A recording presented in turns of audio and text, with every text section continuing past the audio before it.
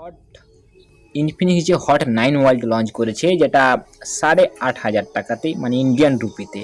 বাংলাদেশে এর দামটা মোটামুটি 11,000 টাকার মতো হবে।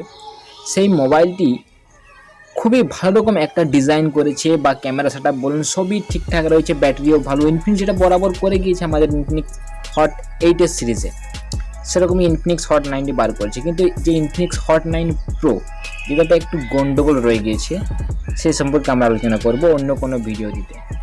তবে তার আগে আমরা দেখে নেব আমাদের বাঙালি ইউটিউবার গ্যাজেটস বাংলা চ্যানেলে সুমনদার কি মতামত ইনফিনিক্স এই যে দুটো মোবাইল লঞ্চ করেছে, এই দুটো মোবাইলকে নিয়ে। মোবাইলটিকে সুমনদা ভালো বলছে না খারাপ বলছে? মনে করেছিলাম ফোনটি অনেক দিন ইউজ করব, তবে আর ভালো লাগছে না এই ফোনটি। মানে তেমন কিছু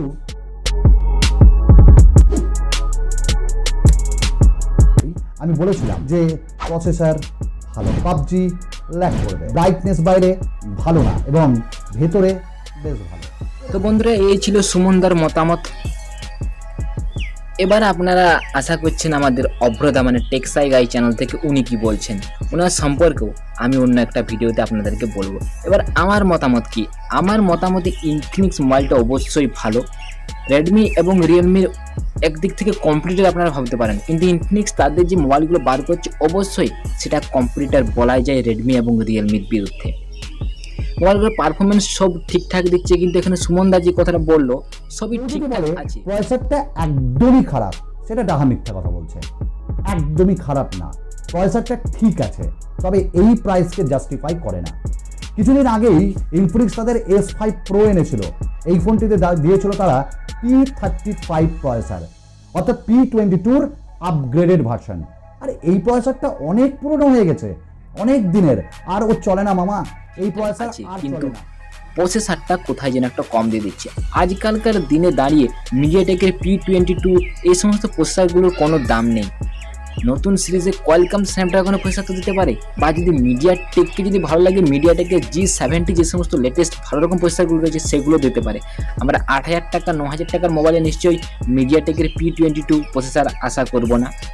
সুমনদার এদিক থেকে মোটামুটি ঠিক, অবশ্যই মোটামুটি গুরুত্বজনক। তাছাড়াও এই যে ইনফিনিক্স হট 9 এবং ইনফিনিক্স হট 9 প্রো, এই দুটো মোবাইলের সম্পর্কে আমিও কিছু খুঁত ধরে বার করব, তবে সেটা আজকে নয়, অন্য কোনো দিন অন্য কোনো ভিডিওর সিরিজে। ইনফিনিক্সের এই জায়গাটাতে আর একটা ভুল রয়ে গেছে, তারা 5 হোল ক্যামেরা দিয়েছে ঠিকই আছে, কিন্তু আমাদের ভেতরে কি পাচ্ছি? ভেতরে সেই মিডিয়াটেকের পুরনো প্রসেসর। সেখানে যদি মিডিয়াটেকের G সিরিজের G70 বা G65 এরকম কিছু ভালো প্রসেসর দিত, মোবাইলটি আরও ভালো হতো। কেননা বাইরেটা দেখে তো কিছু লাভ নেই, ভেতরে তো আমরা কিছু পেলাম না। ওপরে আমরা 5 হোল পেয়ে যাচ্ছি, ডিসপ্লে পেয়ে যাচ্ছি, সেটাও ভালো, ক্যামেরা সেটআপ সেটাও ভালো, আরে মানছি সবই ঠিক আছে, ফাস্ট চার্জিং, ব্যাটারি ভালো, সবই ঠিক আছে, কিন্তু ভেতরে যদি প্রসেসরের কথা বলি সেটাই তো আমাদের কম, আমরা সেটা তো পেলাম না।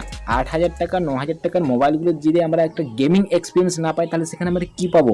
এখানে আমরা পাবজি মোবাইল যদি খেলি অবশ্যই মোবাইলটি কিছুদিন পর ল্যাগ করবে, কিন্তু ফ্রি ফায়ারের ক্ষেত্রে এখানে কোনো রকম প্রবলেম হবে না। ইনফিনিক্স হট 8 যারা আপনারা নিয়েছেন, পাবজি খেলে দেখুন, অবশ্যই আমি গ্যারান্টি সহকারে বলতে পারি 2 মাস বা 3 মাস পর আপনার মোবাইলটি ল্যাগ করবে, কিন্তু ফ্রি ফায়ারে কোনো সমস্যা হবে না।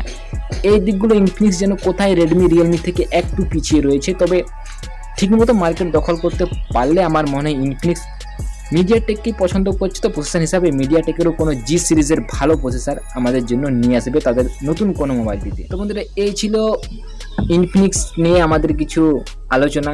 ইনফিনিক্স হট 9 এবং ইনফিনিক্স হট 9 প্রোকে নিয়ে আমি আপনাদেরকে অন্য কোনো ভিডিওটিতে আমার নিজস্ব মতামত প্লাস এই মোবাইলটি রিভিউ করে দেখাবো। আজকের মতো ভিডিওটি আমি এখানে শেষ করলাম, দেখা হবে খুব তাড়াতাড়ি। Thank you guys, bye by.